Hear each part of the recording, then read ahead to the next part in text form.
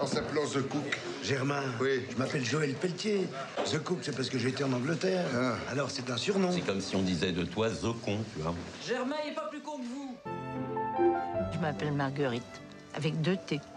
Et vous venez souvent ici? Presque tous les jours que le bon Dieu fait. Aimez-vous lire? C'est compliqué la lecture, tu sais. À toi, je peux le dire parce que tu te fous pas de ma gueule. Comment faire imaginer, par exemple, une ville sans pigeons? Mais ça peut pas exister. Comment ça s'appelle? La peste. Ah.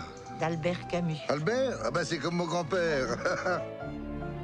Alors, avec un dictionnaire, on voyage d'un mot à l'autre, on rêve. Annette. Alors c'est ce soir que tu me fais un petit? Annette. Ah bah c'est pas comme ça que ça s'écrit, ça. T'as lu Camus, toi? Bon, pas tout, hein. La peste, la chute, l'étranger. Je suis née d'une histoire d'amour. Enfin, comme tout le monde. Non, pas comme tout le monde. Oh, mais qu'est-ce que tu fais, là? Qu'est-ce que tu fais? Rentre dans ta niche, toi. J'aurais une mère comme ça, j'oserais même pas être son fils. On revient toujours gueuler sur la tombe de sa mère. Comme un chien abandonné. Ça, c'est vrai. Hein. C'est très vrai, ça. Tu as raison. Vous avez une excellente mémoire auditive. Non, c'est surtout que je retiens ce que j'entends. C'était pour qui les fleurs? Parce que ce matin, quand j'ai vu le bouquet sur la table, j'ai cru que c'était pour moi. Comment elle s'appelle? Elle s'appelle Marguerite avec 2 T. Les fleurs, c'était pour elle. Elle a 95 ans. Oui, je l'aime. Ça te va? Qu'est-ce qu'il y a? Vous êtes quelqu'un de...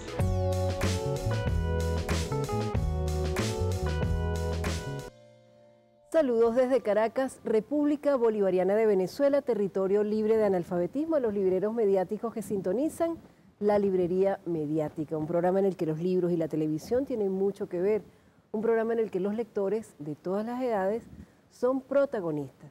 Hoy vamos a hablar de la lectura, como en esa película Mis tardes con Marguerite, que tiene como base Tardes con Marguerite de Marie-Sabine Roger, una novela publicada por Duomo Nefelibata. Y el protagonista de la película, que ahí lo vimos, encarnado por Gerard Depardieu, dice: y no me río muy a menudo con las mujeres, al menos no con las ancianas. Me resultó extraño, tuve la sensación de que éramos amigos. Bueno, no exactamente amigos, algo parecido. Más tarde descubrí la palabra que me faltaba: cómplices.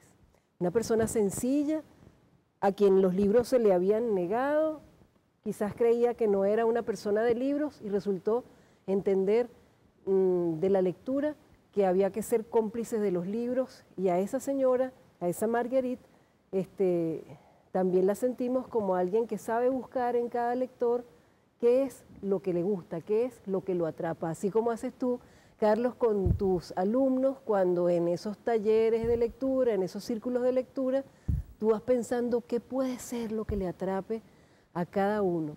Elegimos 3 películas hoy para ir guiando los temas, y ya hablamos en la radio de ese tu círculo de lectura, de tu labor como docente de la Universidad Bolivariana, de tu trabajo como director de la Escuela de Aviación.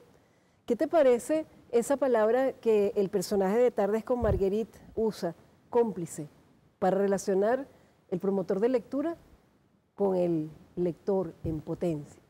Bueno, Marelcira, muy buenos días y muy agradecido por tu invitación. Aprovecho la oportunidad para enviar un saludo de parte de nuestro ministro de la Defensa, el general en jefe Vladimir Padrino López, del comandante general del Ejército, el mayor general Jesús Suárez Churio, de parte también del comandante de la Aviación del Ejército, el general José Luis Novo Costoya. Y bueno, en el mío propio, en nombre de todos los que integramos la Escuela de Aviación del Ejército. Y bueno, para mí es un gran honor compartir contigo este prestigioso programa. Y bueno, y por supuesto, como promotor de la lectura, haciendo un gran esfuerzo para difundir la forma de cambiar, la manera de cambiar la perspectiva de la comprensión del mundo a través de la lectura.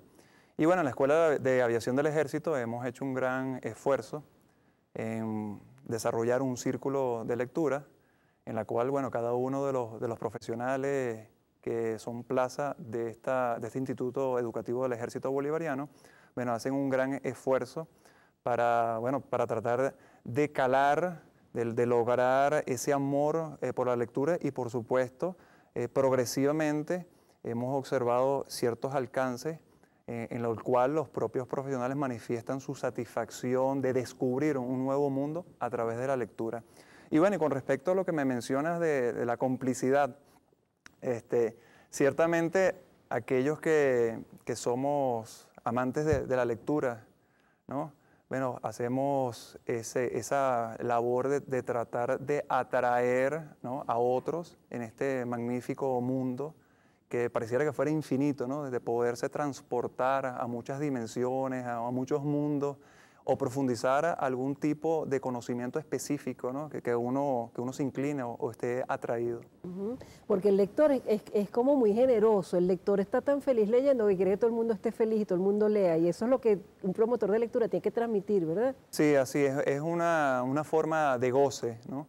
Obviamente, cada quien tiene algún interés particular en la lectura, quizás ampliar un conocimiento específico, técnico, para resolver alguna problemática, ¿no? No obstante, hay otros que se inclinan de realizar la lectura, pero como una forma de goce, una forma de lograr una mejor comprensión del mundo. Y bueno, esa es otra de las maneras de cómo podemos canalizar la promoción de la lectura. Y también has incursionado en la edición, porque este boletín también te ha interesado. Primer vuelo, no solamente vuela en esos aviones, sino que también quiere hacer volar a la gente con un boletín. ¿Para qué? ¿Cuál es la necesidad de hacer un boletín? Crisol de los Caballeros del Aire. ¿A quién va dirigido este boletín? ¿Cada cuánto lo editan? Sí, ese es el boletín informativo Primer Vuelo. Es una iniciativa de la Escuela de Aviación del Ejército Bolivariano. Bueno, el objetivo principal de este boletín es proyectar la imagen institucional de la Escuela de Aviación del Ejército Bolivariano, de la aviación del Ejército. Y bueno, allí hacemos un resumen de las actividades, de los logros que hemos alcanzado durante el mes. Su edición es mensual, ¿no? Y tratamos de hacer una difusión de las actividades y hay algunas columnas, es bastante modesto, no obstante, tiene humor también. Sí, también tiene su, y galería su de honor. parte de humor, su galería de honor en el cual exaltamos todos aquellos compañeros que se destacaron durante ese mes. Y bueno, ha tenido una gran receptividad, especialmente hay una columna de psicología aeronáutica, una columna de tecnología. Y bueno, cada uno de los compañeros que participa en esta iniciativa, bueno, se han mostrado bastante satisfechos y bueno, por supuesto muy contentos por la receptividad del boletín. Claro. Vamos a hacer una pausa y vamos a conversar con Carlos Quintero, que hoy nos acompaña, que por cierto nos está viendo también desde México. Karin Quintero, colega, abogada, orfebre maravillosa y una lectora incansable. Estudiamos juntas Derecho. Y de verdad que le tengo muchísimo aprecio, además es una mujer tan hermosa y tan llena de cosas lindas, creatividad, ese amor por la lectura, y ella es promotora de lectura también por las redes sociales. Le enviamos un saludo. En la próxima parte vamos a conversar contigo, Carlos, de qué es lo que leen los militares. Nosotros ahora en Venezuela entendemos esa relación con los militares de otra forma, la unión cívico-militar, pero de eso vamos a hablar en la próxima parte del programa. Soy María Elcira Matute.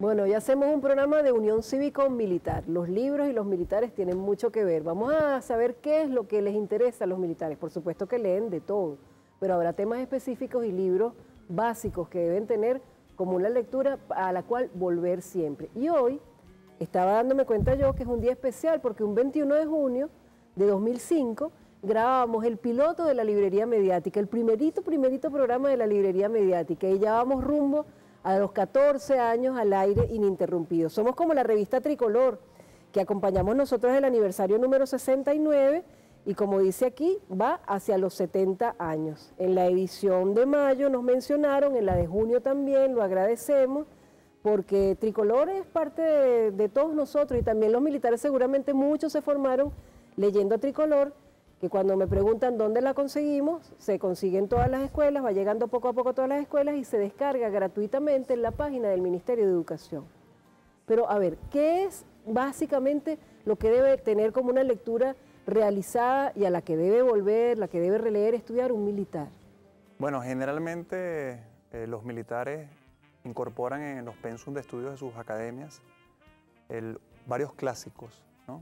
Como el libro de Clausewitz, que se llama De la Guerra, el título es de la Guerra, es un clásico fundamental en cualquier academia militar y por supuesto la temática es principalmente descubrir la naturaleza de la guerra, las formas de hacer la guerra, ya sea en la ofensiva, la defensiva, su relación con la política. No obstante, también hay otros grandes clásicos de importancia, como lo es El arte de la guerra de Sun Tzu, que con frecuencia es muy referido, y hay algunos que lo inclinan para otros tipos de ámbitos, ya sean ámbitos económicos, sociales, incluso hasta en el amor. Han hablado del arte de la guerra en el amor, ¿no? Por ejemplo. No obstante, estos son títulos fundamentales que son estudiados en las academias militares. Hay otros que están ya enmarcados no en el ámbito táctico, sino ya un poco más elevado en el ámbito estratégico, como es el caso de Introducción a la Estrategia de André Beaufret. Hay otros también interesantes que están ya inclinados a una especialidad, ya sea al arte naval o al arte naval o el empleo del poder aéreo, ¿no? En el arte naval tenemos algunos clásicos como es el de Alfred Mahan, ¿no?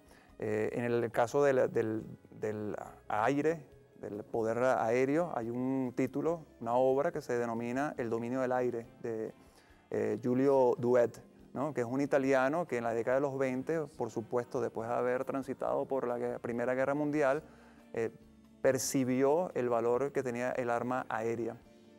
No obstante, bueno, los militares no solamente se enfocan en el ámbito táctico o estratégico, hay otros que también se inclinan por desarrollar ya sea la logística, ¿no? La historia de la guerra, que es una de mis principales inclinaciones. Y descubriste también que Luis Brito García sabe bastante del tema. En estos días que coincidimos en un bautizo, en una presentación de un libro, y le sacaste el tema a Luis, y Luis sabía del tema bastante, ¿no? A mí me sorprendió porque hay una batalla muy famosa, que es la batalla de Kadesh, que ocurrió en el año de 1274 a.C., ¿no? Y en esa batalla hay algo bien interesante, sobre todo por el empleo de los carros de combate, ¿no? Hubo una maniobra que realizaron los hititas, donde tuvieron ciertos percances porque sus carros de combate tenían el eje en la parte central y no les permitía maniobrar con mayor flexibilidad. Y bueno, a mí me sorprendió, sí, a mí me sorprendió porque él me refirió sobre la ventaja que tenían los egipcios en sus carros de combate, que tenían el eje trasero y les permitía hacer virajes mucho más cerrados, ¿no? Entonces, bueno, a mí me sorprendió que él hiciera referencia sobre ese avance tecnológico en la batalla de Kadesh. Me habló sobre los hititas, sobre los egipcios. Bueno, es que él es un lector de todo, él es un estudioso de todo, y tú estás por leer, estás enloquecido por empezar a leer este libro, que te lo consiguieron y que es un libro que tiene, traducido por un venezolano, pero que es un libro que tiene de haber sido escrito 2000 años. Sí, este es el Artachastra, ¿no? De Kautilya. Y bueno, recientemente me lo obsequiaron y bueno, por supuesto, tengo muchísimo interés. Esto es un tratado de la India. Un tratado que tiene aproximadamente 2000 años y se refiere principalmente a la política, a la diplomacia y por supuesto a la guerra. La guerra muy relacionada, por supuesto, a la política. Y bueno, lamentablemente la guerra es un fenómeno social muy propio de la humanidad, ¿no? La humanidad, los seres humanos, en su naturaleza, por supuesto, está presente la conflictividad. Y bueno, la guerra como la más alta expresión de la conflictividad. Los militares, por supuesto, no nos abocamos a hacer la guerra o a promover la guerra, por el contrario, es como el médico que enfrenta la enfermedad. Los militares tenemos que estudiar la guerra para prevenirla, para comprender su naturaleza, para, obviamente, en el momento en que sea necesario hacer la guerra, hacerla correctamente para lograr defender los intereses de nuestra sociedad, de nuestro Estado, de nuestra civilización. Y bueno, por supuesto, en el caso de Venezuela, bueno, defender los intereses de nuestra República Bolivariana de Venezuela. Claro. Tú mencionabas al principio del programa a Vladimir Padrino y a mí me pareció tan hermoso, una vez coincidimos en un evento y él veía la librería mediática, me pareció tan bello, además veo tantos militares que les gusta leer también por placer, no solamente por el estudio de su especialidad, sino también les gusta leer por placer. y el plan revolucionario de lectura, que ahora llevará el nombre de Manuel Badel, ha tenido una gran receptividad también en el ámbito militar, porque es muy disciplinado, es muy ordenado, ¿no? Cada quien va inventando sus planes de lectura y sus círculos de lectura, pues como puede y como se va adecuando a las personas a las que se va dirigiendo. Pero fíjate, y esto quiero que lo pienses para la próxima parte del programa, Alessandro Barico es un escritor italiano que tiene libros muy hermosos como Novecento o Seda, y en este libro City, Alessandro Barico dice: las historias son barrios, los personajes son calles, lo demás es tiempo que pasa, ganas de vagabundear y necesidad de mirar. He viajado 3 años por City, el lector, si lo desea, puede recorrer el mismo camino. Es lo hermoso y lo difícil de todos los libros. ¿Se puede viajar por el viaje de otro? Eso me lo contestas después, cuando vengamos. En la próxima parte del programa vamos a compartir una película que tiene como base este libro de Penélope Fitzgerald, La librería, que se estrenó ya en el CELAR, en la Sala CELAR 3, y será parte del Festival de Cine Español, pero tiene como base una novela. Ya venimos con más de La Librería Mediática.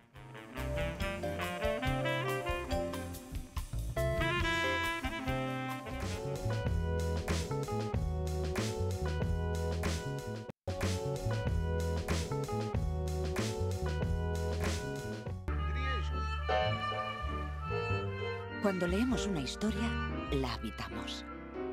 A ella más que nada en el mundo le encantaba el momento en el que terminas un libro y la historia sigue viva en tu cabeza como un sueño muy real. Soy Florence Green.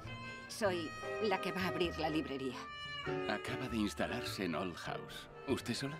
Hay otras ubicaciones mucho más apropiadas en Harborough, en especial para una librería.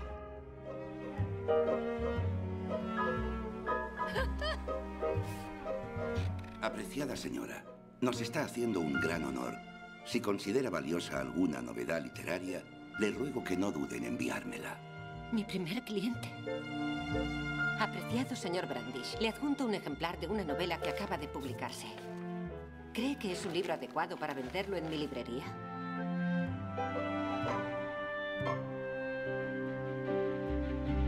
Quiero que deje en paz a Florence Green. ¿Le ha pedido ella que venga a verme? Claro que no. Hay otras muchas propiedades para alquilar en pueblos más grandes que Harborough. Déjela en paz. Esa mujer no le ha hecho nada.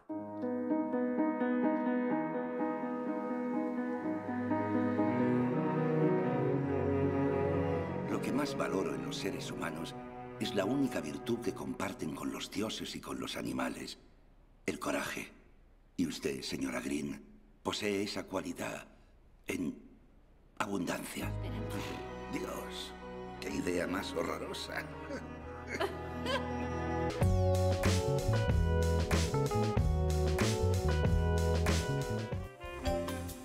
Bueno, los lectores también, como dice Luis Brito García, la mayor perversión entonces de un lector es que quiere leer libros sobre librerías, sobre libros y sobre lectores, por favor. Y libros que hablan sobre libros. Increíble.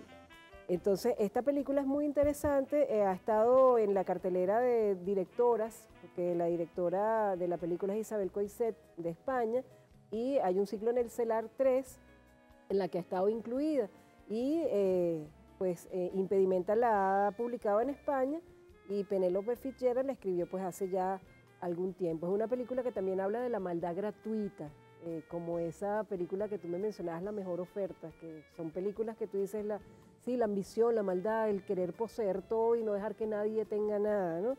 Entonces, en esa librería de la que hemos colocado el tráiler de la película y mostramos la novela, en esa librería, pues, como en toda librería, el librero tiene la obligación de mostrar todos los libros, no solamente los que le gusten a él, igual como un promotor de lectura, no solo lo que te guste a ti, tienes que mostrar todo y que sea el lector el que decida. Por ejemplo, en una librería pueden estar maravillosos clásicos de nuestra América, como Alejo Carpentier y Los Pasos Perdidos, que es un libro que yo estoy releyendo y es una celebración de nuestra forma de escribir, de nuestra forma de ser en nuestra América, este libro de Alejo Carpentier. En una librería también puede haber libros como Dublinés, de Alfonso Zapico, una novela gráfica que ganó premios y que nos introduce al mundo de James Joyce, que es difícil de leer, pero que después que uno se acerca a esta novela gráfica, que podría estar en una buena librería, ya es más fácil entrarle a James Joyce. Y en una librería también podrían estar clásicos de las historietas, como La Pequeña Lulú, que hace casi 100 años, en el 37, se hizo la primera vez La Pequeña Lulú por una canadiense que se llama Marsh, y se hizo también una versión japonesa en animación, pero la verdad es que los originales se tradujeron en México y todavía muchas personas pues tienen esta colección de La Pequeña Lulú, que es extraordinaria porque era feminista, era argumentativa, tenía una postura crítica ante el mundo, como tienen todas las personas que leen y que les gusta leer.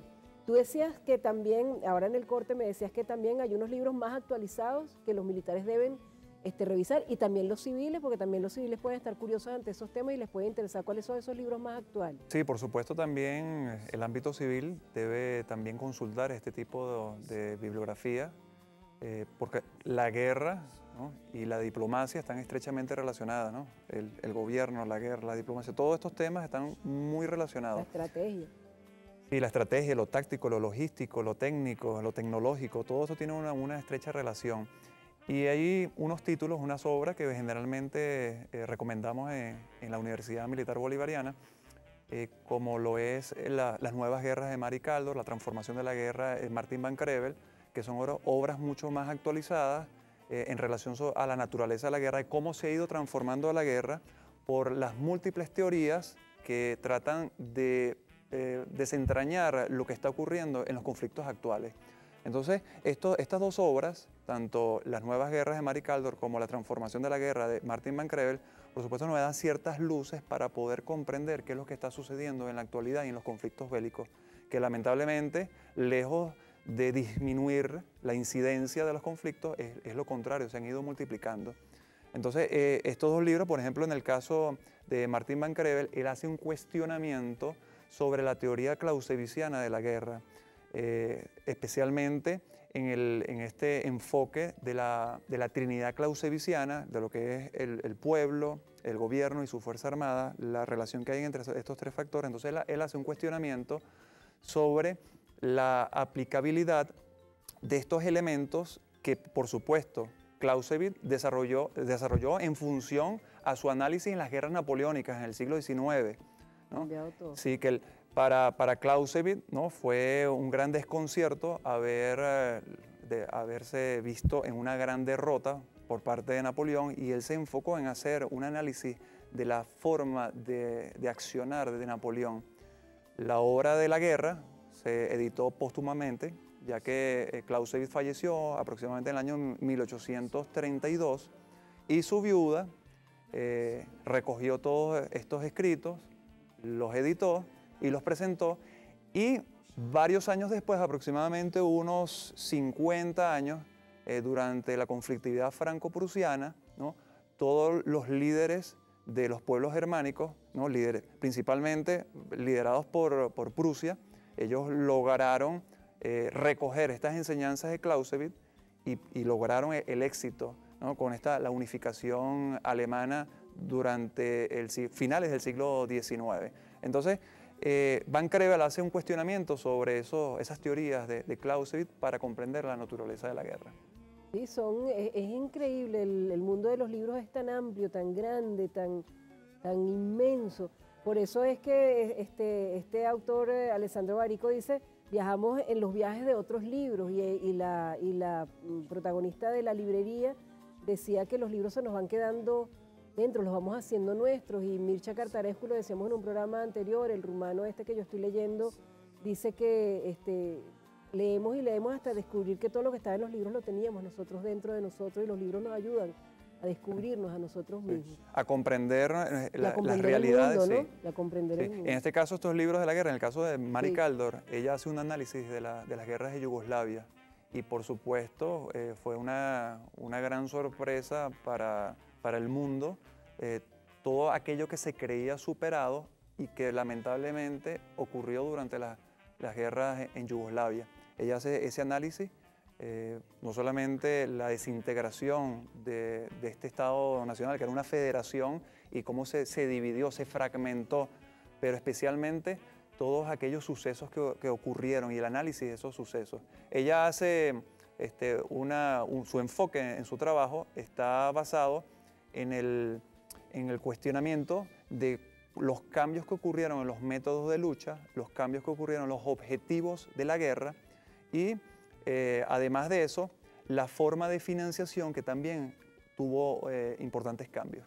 En la próxima parte del programa me gustaría que me hablaras de la guerra no convencional, si es que hay guerra de cuarta generación, de quinta generación, para que nos podamos expresar adecuadamente, como debe ser, con una información de quien sabe y ha estudiado sobre la guerra. Ya venimos con más de la librería Media.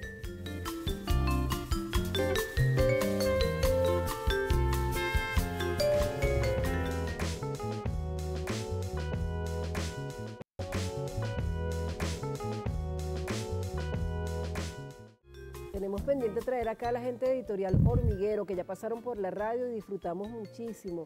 Ese editorial que ha hecho posible la publicación de muchísimos libros, algunos en papel y la mayoría en digital, pero están allí todos en Editorial Hormiguero. Y hablábamos con Carlos Quintero en la parte anterior acerca de que hay expresiones que deben usarse correctamente, porque los tipos de guerra han cambiado. Uno está expuesto como usuario de los medios, ¿verdad?, a una cantidad de mensajes que lo afectan, y eso también es una guerra mediática, no sé si llamarla así, y por eso es la insistencia de nosotros en que se retome con mucha fuerza lo que hicimos en un tiempo, que era el Foro Permanente Educación Crítica sobre Medios de Comunicación desde el Ministerio de Educación y otras instancias, pero que podemos hacer todos.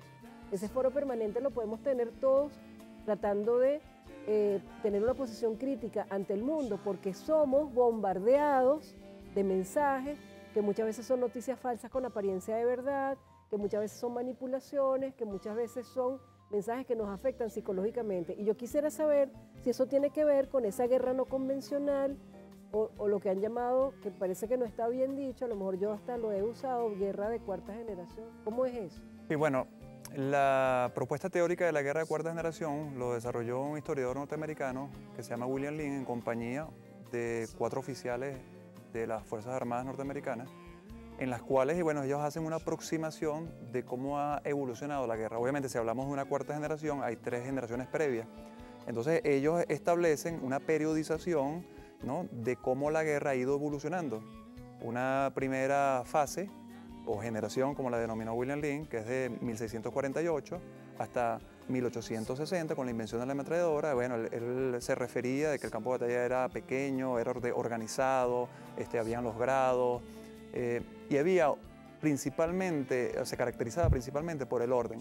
Luego hay una segunda generación a partir del desarrollo de la artillería, de las ametralladoras, de las armas de repetición, que es a partir de 1860 hasta finalizando la Primera Guerra Mundial, 1917. A partir de 1917, los alemanes, ¿no?, idearon una forma distinta de hacer la guerra, que es a través de la maniobra, ¿no? Ya no era un elemento tecnológico que diferenciaba la anterior generación, como fue el desarrollo de la artillería y la ametralladora, sino que a partir de este momento ellos se enfocan no en hacer una guerra directa, sino de golpear el punto más débil del adversario o del enemigo. Eso es lo que denominaban la guerra de maniobra. Y ya a partir del año de 1989 ha ocurrido una serie de cambios, ¿no?, en función a los enfrentamientos y a los actores que están presentes en el campo de batalla. Es importante destacar que esto es una propuesta teórica de este señor, de este historiador que se llama William Lynn, y él lo denominó la guerra de cuarta generación, ¿no? Especialmente ese enfoque, él se basa en el debilitamiento del Estado en función de lograr el monopolio de la violencia física, de la violencia organizada, que es lo que estamos hoy en día percibiendo en los actuales conflictos. No obstante, ese no es el único teórico de la guerra que hace o presenta una forma de evolucionar de la guerra.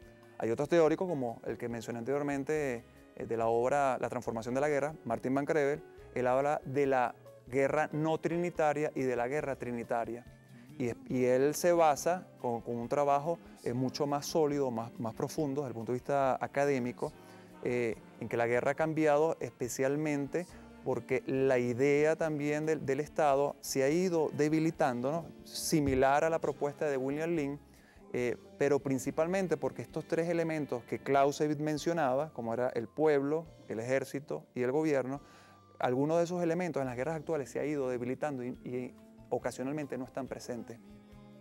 La otra propuesta teórica es la de Mary Kaldor, que es ella le llama las viejas guerras y las nuevas guerras.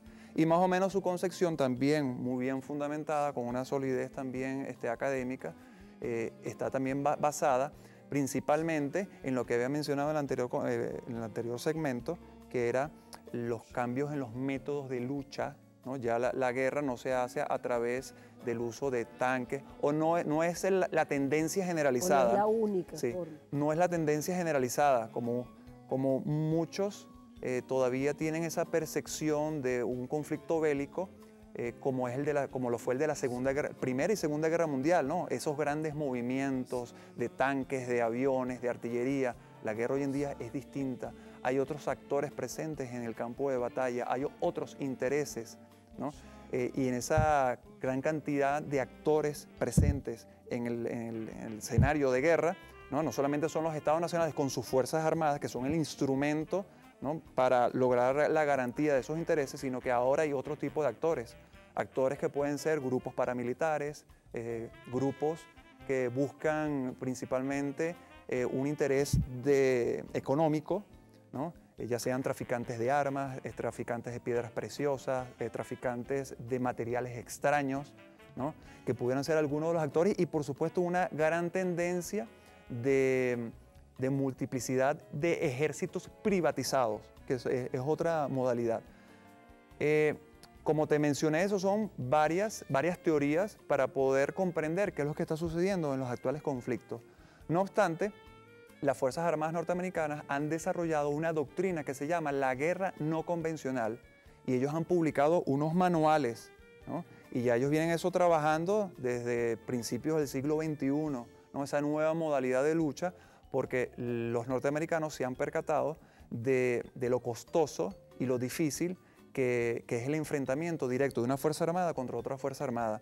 Entonces ellos han optado por otra modalidad, y es a través de esta doctrina de la guerra no convencional, que es el término que tiene mayor cabida en los actuales conflictos, ¿no? La guerra no convencional, que es la guerra que hace los Estados Unidos, que ha hecho en Libia, que ha hecho en Siria, que ha hecho en Irak, en Afganistán.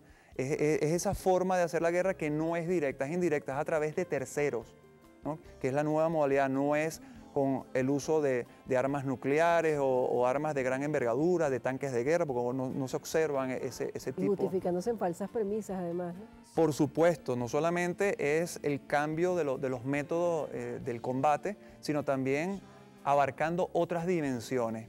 Hay una obra que se llama Guerra fuera de límites o Guerra sin restricciones, que son de dos coroneles chinos, Qian Liang y Yang Qiansui, que son dos coroneles que inmediatamente después de la Primera Guerra del Golfo, ellos desarrollaron esta obra en función de las críticas que ellos percibieron en esa guerra, donde los Estados Unidos hizo una demostración avasallante de su poder militar.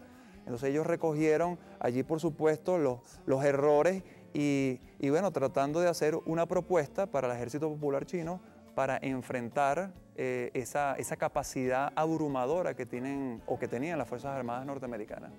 Pero como hemos aprendido aquí estudiando, como si estuviéramos en la clase contigo. Así que, bueno, sabemos entonces que es guerra no convencional, este término que estamos viendo que suceden los conflictos en diversas partes del mundo. Pero vamos a hablar de otras cosas en la próxima parte del programa, porque el mundo ha cambiado también en lo que se refiere a la libertad de cultos y al respeto a la mujer. Y vamos entonces a compartir con todos un segmento de la película Yo, la peor de todas, que tiene como base este libro de Octavio Paz, Sor Juana Inés de la Cruz o Las trampas de la fe. Con eso empezamos la próxima parte del programa.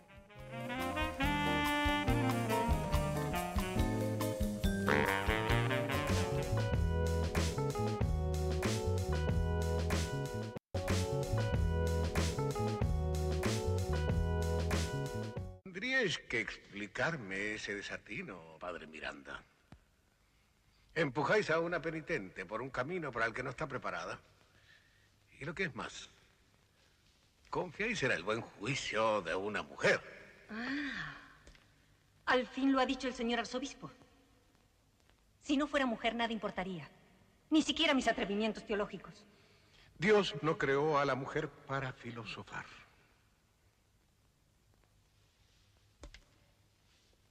¿Dónde está escrito eso?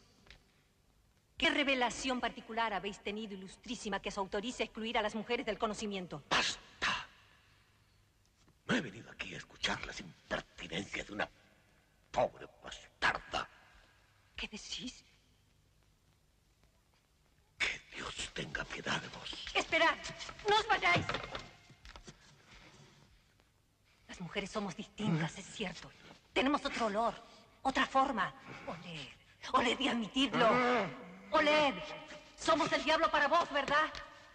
Admitidlo de una vez. El diablo lo lleváis en el corazón.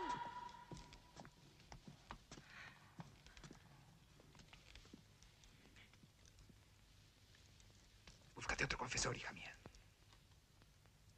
Que te dé la paz de espíritu que yo no he sabido darte.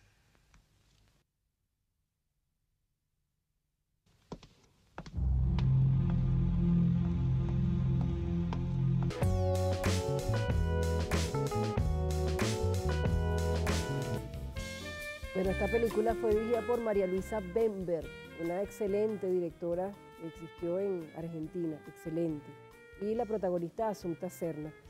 Con Octavio Paz pues diferimos en algunas cosas en su obra, en su vida, pero en este libro está muy bien expuesto todo lo que en esa época tuvo que sufrir Sor Juana Inés de la Cruz, porque escogió siendo joven y bonita la vida conventual, cuál fue la verdadera índole de sus inclinaciones eróticas, cuál es el lugar y significación de su obra, especialmente de su poema Primero Sueño en la historia de nuestra poesía.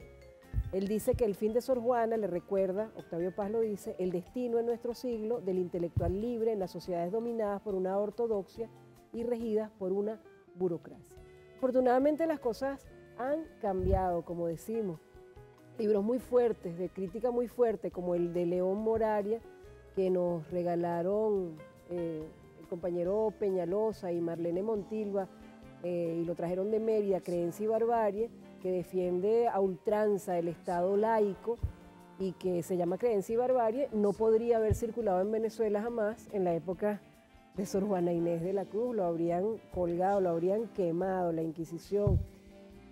Un libro distópico como Fahrenheit 451, que se va a realizar una nueva película sobre esta novela de Ray Bradbury, en la que estaba prohibido, en una sociedad estaba prohibido leer, y al que le conseguían libros llegaban los bomberos y en vez de apagar el fuego se los quemaban. Esto es una novela gráfica de este libro extraordinario, que ojalá nunca suceda esto, y para salvar los libros había unos personajes que se iban aprendiendo de memoria los grandes clásicos, los libros más importantes, para que cuando pasara este horror pudiera nuevamente imprimirse los libros. Y tampoco podría en esa época de Sor Juana Inés de la Cruz existir gente como Michel Onfray, que defiende el hedonismo ético, y que en este libro Los libertinos barrocos hace una contrahistoria de la filosofía en varias partes. Michel Onfray es extraordinario autor para reflexionar. Tú también tuviste tus coqueteos con la filosofía, porque tú vienes de una casa en la que los libros estaban en toda la casa. Un gran intelectual fue tu papá, una gran pensadora tu mamá, tu hermana también una gran lectora, y estabas rodeado de todo. Y tú me decías lo importante, y con eso quisiera que termináramos, lo importante que es aprovechar estos primeros años de los seres humanos para llenarlos de libros, para acercarlos a los libros, porque eso lo marca uno para siempre, ¿verdad? Sí, sobre todo en los primeros años es fundamental lograr esa influencia en los niños, de atraerlos a los libros. Y bueno, también, no solamente el hogar, sino también la educación formal. Y bueno, también te comentaba en relación a la fortuna que tuve de tener unos profesores muy exigentes en literatura. Y prácticamente en cada trimestre era siempre 3 libros como mínimo, ¿no? Era uno por mes el que nos asignaban. Y por supuesto muy rigurosa esa profesora sobre cada una de esas lecturas. Y bueno, recuerdo por supuesto esos clásicos, la por ejemplo, Pobre Negro, Crónicas de una muerte anunciada.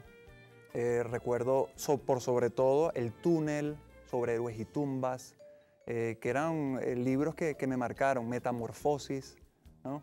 Y recuerdo que el primero era Ana Isabel, una niña decente. Fue el primer libro que digamos que es un libro muy básico, ¿no? De una lectura bastante ligera.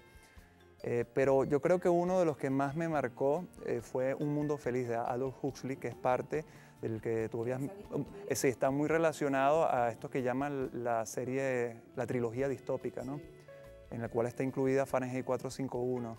Entonces, en Un mundo feliz hay un capítulo en el cual uno de los personajes, que se llama El Salvaje, ¿no? Tiene una discusión con el interventor mundial de Europa Occidental y hace una crítica a esa sociedad, ¿no? Porque él decía que esa sociedad perfecta no tenía pasión, no tenía sentimiento. Entonces, bueno, el interventor explicándole las razones por las cuales ellos diseñaron esa sociedad, era para evitar los enfrentamientos, las luchas, para disminuir la posibilidad de todas esas complicaciones propias de la humanidad.